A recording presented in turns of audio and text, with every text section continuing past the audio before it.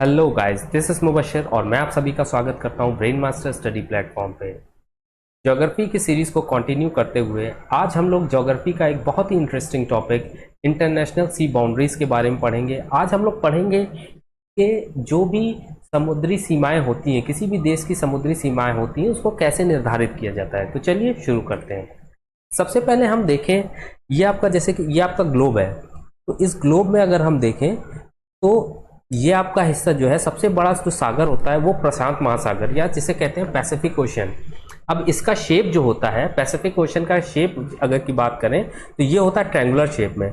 आधा हिस्सा ये है, इस तरीके से है, ये आपका ट्रायंगल है, आधा ट्रायंगल इधर ये होता है और आधा हिस्सा ये इसका इधर होता है। तो ये अगर दोनों हिस्सों को मिला दिया जाता है तो इसका शेप किस तरीके से आ जाता है, ये आपका ट्रायंगुलर शेप आ जाता है। तो पैसिफिक ओशन का शेप क्या हो जाता है, ट्रायंगुलर। इसी तरीके से दूसरा हमारा महासागर जो है वो अटलांटिक महासागर है। इसकी बात करें तो इसका शेप क्या होता है, इसका शेप होता है एस आकार का। ये आप देख सकते हैं ना, ये एस आकार का होता है। और तीसरा जो आपका महासागर है वो इंडियन ओशन, हिंद महासागर जिसको बोलते हैं, इसका शेप क्या होता है, इसका शेप एम आकार का होता है। ये आप देख सकते हैं, इसका शेप क्या है, एम आकार का शेप है।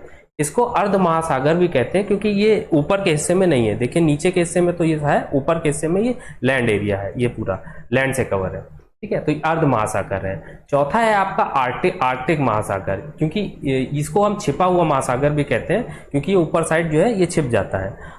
और जो पांचवा है महासागर, ये कौन सा है महासागर, ये दक्षिण महासागर या साउदर्न ओशियन बोलते हैं इसको, अटलांटिक महासागर भी बोलते हैं। ये आपका क्या है, ये एक इकलौता ऐसा महासागर है जो आपके तीन महासागर से टच होता है। ये यहाँ से आपका ये टच हो रहा है पैसिफिक ओशन से, यहाँ से आपसे टच हो रहा है अटलांटिक ओशन से, और यहाँ से आपका देख सकते हैं ये टच हो रहा है इंडियन ओशन से। तो साउदर्न ओशन ये एक ऐसा महासागर है जो कि तीन अन्य महासागर से, दूसरे महासागरों से टच होता है।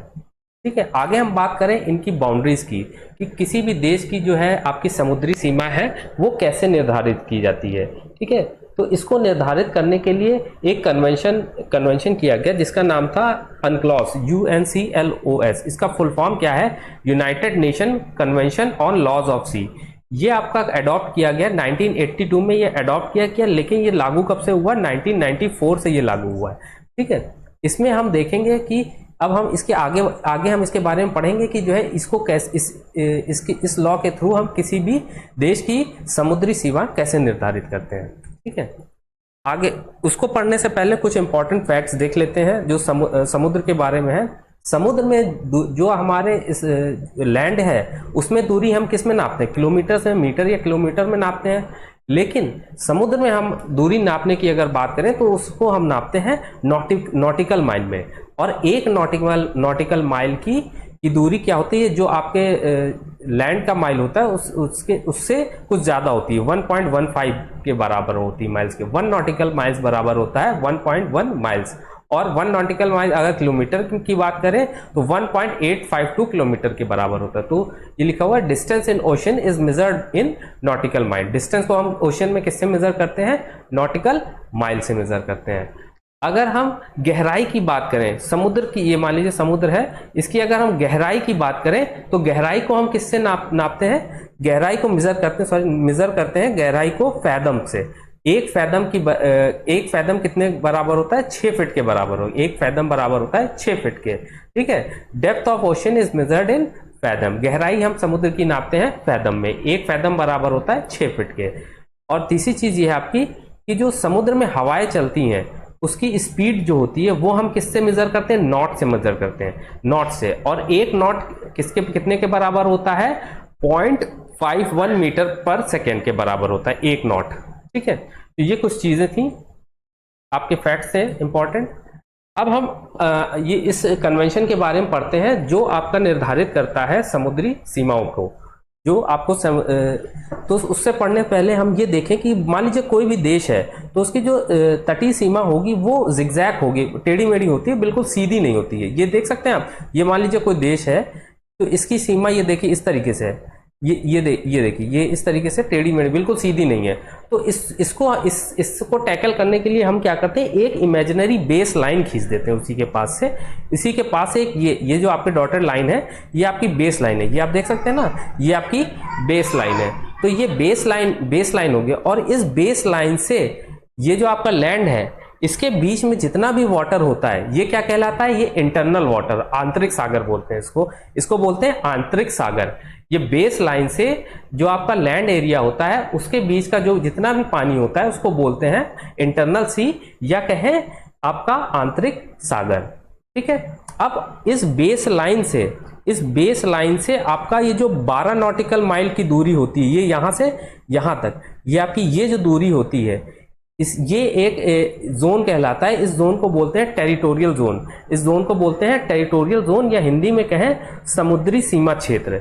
ये क्षेत्र कौन सा कहलाएगा, ये आपका क्षेत्र कहलाएगा समुद्री सीमा क्षेत्र। ये कौन सा क्षेत्र है, जो आपके बेस लाइन से 12 नॉटिकल माइल का जो क्षेत्र है इसको बोलते हैं समुद्री सीमा क्षेत्र, समुद्री सीमा क्षेत्र।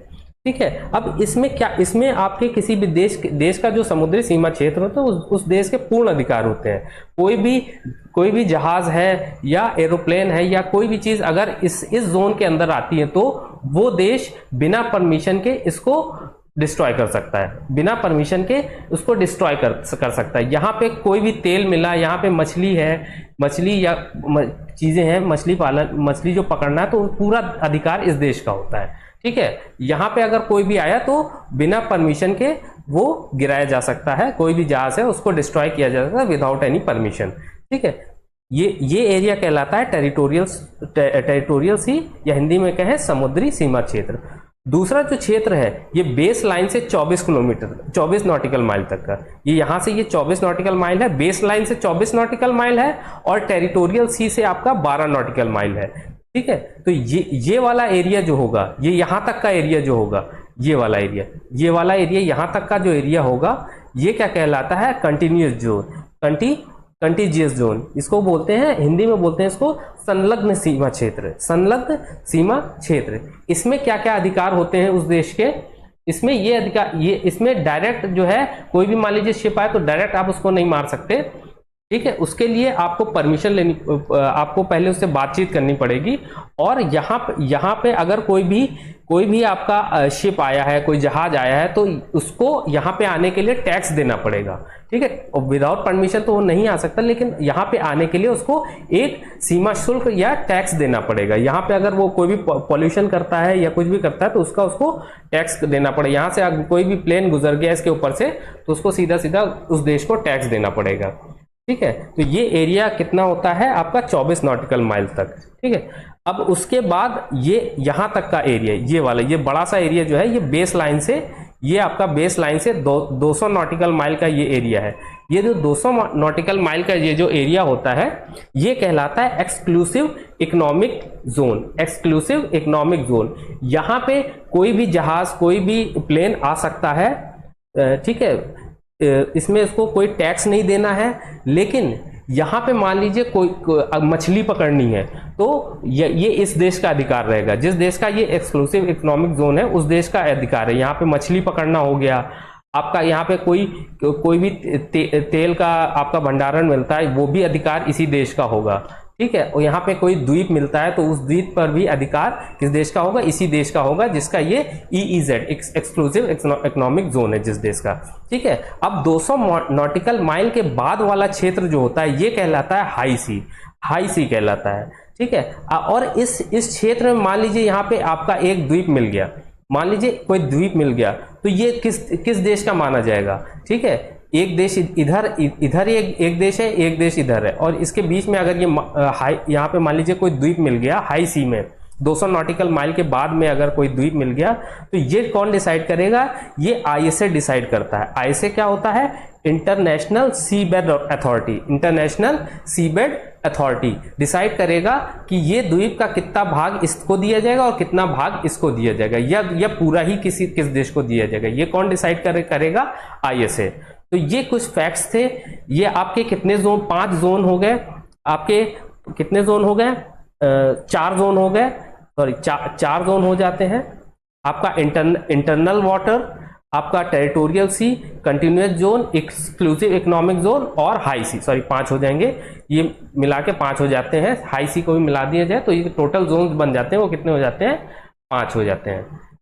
ठीक है, यही सब चीजें यहाँ पे लिखी हुई हैं, आप पढ़ सकते हैं एक बार।